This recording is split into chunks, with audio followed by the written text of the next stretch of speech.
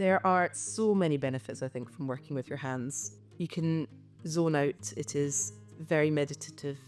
Sitting here cutting away, all the problems can be solved while sitting here doing a drawing. I'm Emily Hogarth and I am a Papercut illustrator. I started working with paper when I was creating stencils while studying textile design at art college.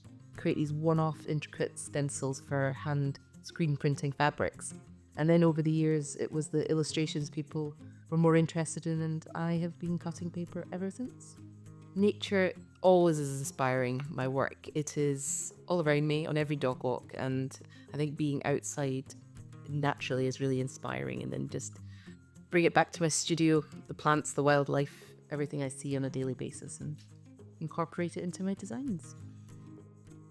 I love all animals, but I must say I love the little birds outside my studio window that I get to watch daily.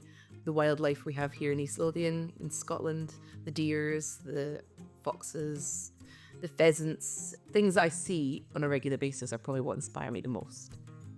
The most rewarding thing I find about my work, seeing finished pieces and seeing my designs on products and in gallery spaces and in museums and the wide range of places that I can add a little bit of magic to. Oh, it never gets old seeing your artwork in people's homes. The fact that someone chooses to invest in one of my pictures to have on their home is very humbling, I would say. It's lovely.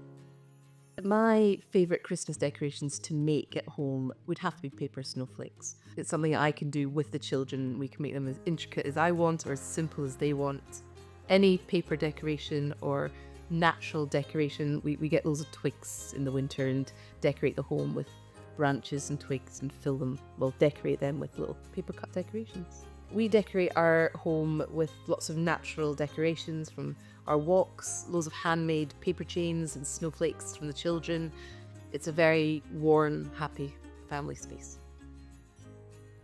I don't think my art style changes for Christmas. It just becomes more wintry because I'm surrounded by wintry landscapes and wintry scenes. So I think that naturally comes into the artwork on its own. We always spend Christmas at home with family, having them all here. Lots of food for days on end and lots of family and big dog walks.